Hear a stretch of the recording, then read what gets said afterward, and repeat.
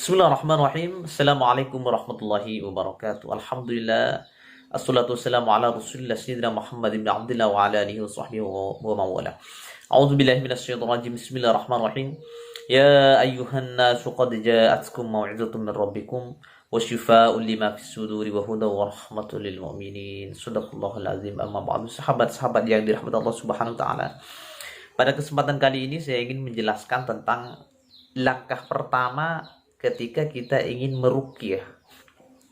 Apa yang harus kita lakukan ketika ada seorang menelpon kita yang dimintai untuk meruqyah, ketika ada seorang pergi ke kita untuk menangani seseorang yang sakit, maka yang pertama kita harus diagnosa terlebih dahulu. Kita tidak semerta-merta langsung berangkat, akan tapi ada cara yang harus kita lakukan agar proses ruqyah nanti yang akan kita lakukan berjalan dengan sempurna. Yang pertama, kita harus diagnosa terlebih dahulu.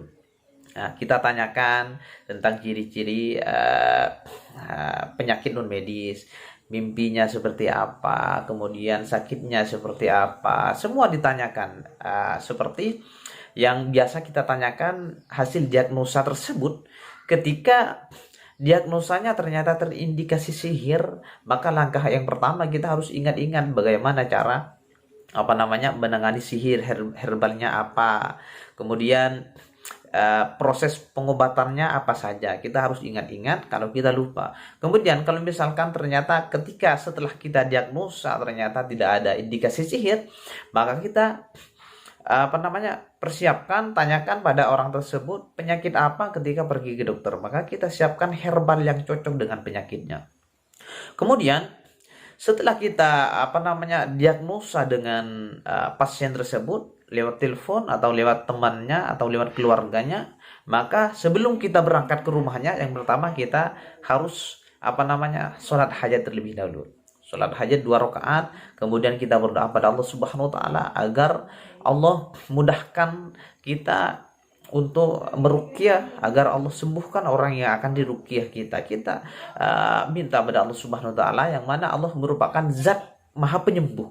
Kemudian kita meruqyah, ruqyah kita tidak akan bisa Allah ijabahkan. Ruqyah kita tidak akan berefek positif pada orang tersebut tanpa seizin Allah. Maka dari itu sebelum kita berangkat, kita berdoa pada Allah Subhanahu wa taala, sholat hajat, kemudian kita berdoa.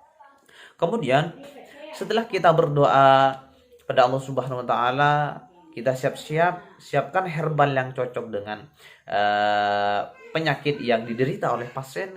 Kemudian kita berangkat dengan baca doa-doa perlindungan seperti bismillah tawakkaltu 'ala Allah la haula wa quwwata illa billahil azim, atau kita baca seperti bacaan ruqyah mandiri seperti surah Al-Fatihah, surah ayat kursi, surah Al-Ikhlas, surah Al-Falaq, surah An-Nas. Kita baca, tiupkan pada tangan kita, kemudian kita usapkan pada tubuh kita agar perbendengan kita lebih kuat, sehingga ketika pasien tersebut mengalami indikasi sihir, tentunya sihir tersebut tidak akan mengikuti kita kalau benteng kita kuat. Sebaliknya, kalau kita dari rumah sebelum meruqyah kita tidak mempersiapkan dengan sempurna, tidak dipersiapkan dengan matang, maka bisa jadi sihir tersebut akan mengganggu kita dan keluarga kita. Maka dari itu butuh persiapan yang matang sebelum kita berangkat meruqyah.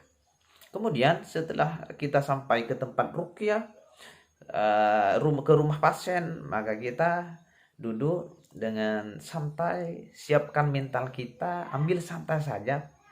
Namun dalam hati kita tetap berharap pada Allah Subhanahu wa taala agar bacaan ruqyah kita nanti oleh Allah Subhanahu wa taala diijabah, diberikan efek yang positif kepada orang tersebut. Sebelum diruqyah disuruh ambil wudhu terlebih dahulu, kemudian disuruh sholat hajat kalau bisa sholat. Setelah sholat hajat, kemudian kita suruh untuk duduk dengan rileks, siapkan air untuk diminum nanti setelah diruqyah, kemudian siapkan kresek. Takutnya nanti ketika dalam proses ruqyah mengalami muntah, maka dimuntahkan. Kemudian kita bacakan ayat-ayat ruqyah dengan khusyuk. Dalam membacakan ayat-ayat ruqyah ini tidak semerta-merta kita bacakan, Namun ketika kita bacakan, maka hati kita harus nyambung pada Allah Subhanahu wa taala. Dibacakan dengan sangat khusyuk, dibacakan dengan hati yang sangat berharap pada Allah Subhanahu wa taala agar Allah sembuhkan pasien tersebut. Kemudian setelah kita ruqyah, entah bagaimanapun reaksinya setelah kita ruqyah, maka kita berikan saran, kita berikan motivasi kepada pasien, motivasi Islami.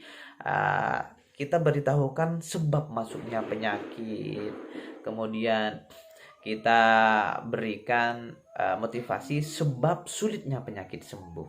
Dan itu harus tahu, sebagai peruqyah harus tahu bagaimana Allah Subhanahu wa taala memasukkan sebuah penyakit pada seseorang, kemudian bagaimana Allah Subhanahu wa taala tidak menarik penyakit tersebut dari seseorang. Semua ada sebab-sebabnya, dan kita sebagai peruqyah harus paham hal yang demikian.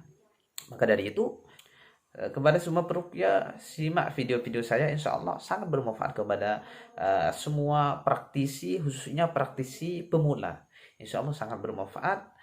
Itulah tadi penjelasan sedikit tentang proses sebelum kita meruqyah. Semoga bermanfaat. Apabila ada hal yang perlu ditanyakan, silakan komen di bawah, insya Allah saya akan jawab.